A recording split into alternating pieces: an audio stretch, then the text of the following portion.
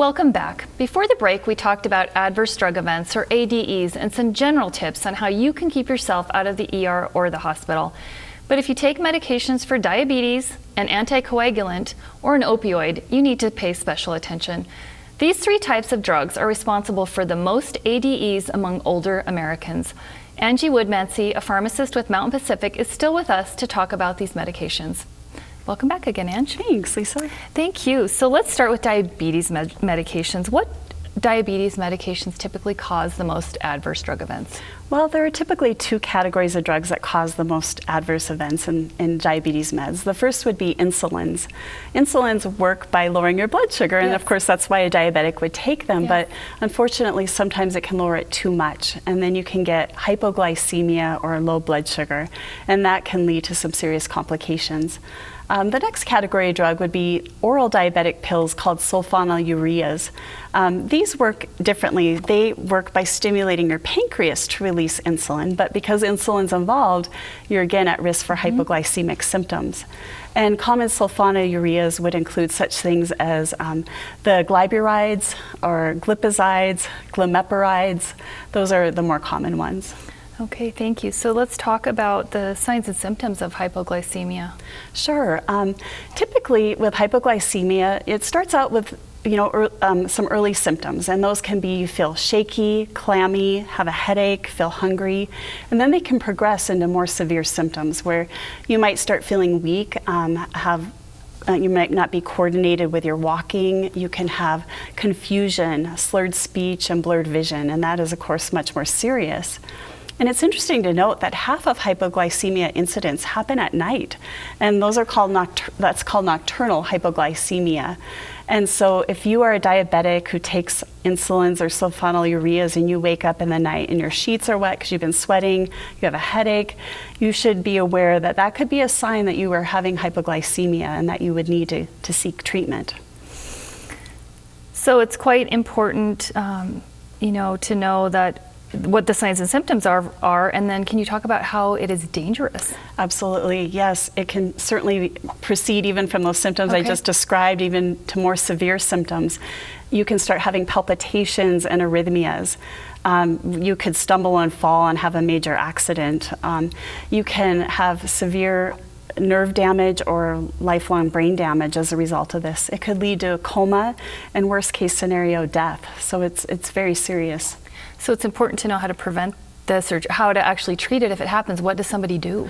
Right. It's super important to just recognize the symptoms so that you're aware and to be ready. If you're diabetic on those meds, make sure you carry with you a readily available source of sugar or glucose.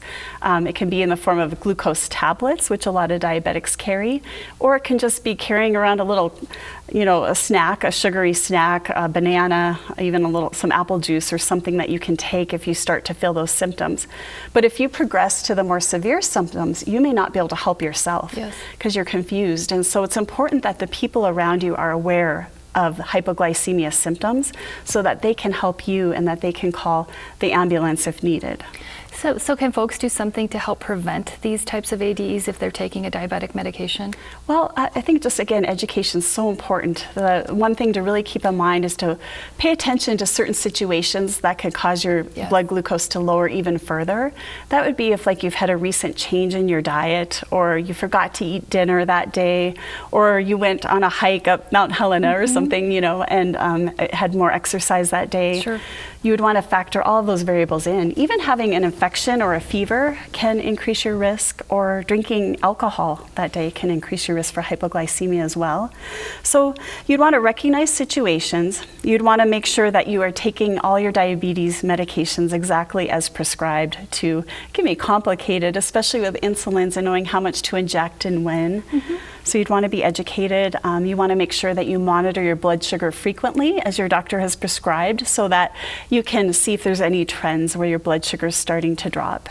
So one of the first line medications for diabetes is metformin. Does it work the same as the sulfonylurea group? Well, it does help lower your blood sugar, but it does it in a different mechanism of action. Sulfonylureas actually tell your liver to make less sugar. So insulin is really not involved in that process. So you're not at risk for hypoglycemia, at least as greatly as you would be with the other medications. Thank you. So let's move on to the second type of medication we're focusing on today, which is anticoagulants. And can you talk about what are they and when are they prescribed? Absolutely. Anticoagulants are oftentimes known as blood thinners. Probably the most common and oldest one that you'll hear about is warfarin or Coumadin. And recently there have been some novel anticoagulants that are oral that have been released. These would include such things as Xarelto or Eliquis. Let's see here, there's Pradaxa, Savasa. There are quite a few, and they've just come on in the last few years. But the bottom line is whether you're taking an old one or a new one, they work to help prevent clots or to help treat clots. Thank you. So I think we have time for one last question before we Okay, need to break. sure. And can you talk about, we know all medicines have benefits and risks. What are the heavy hitter risks with anticoagulants? Well, just know that if your doctor's prescribed it, they're probably prescribed it because they think the benefits are greater than the risks.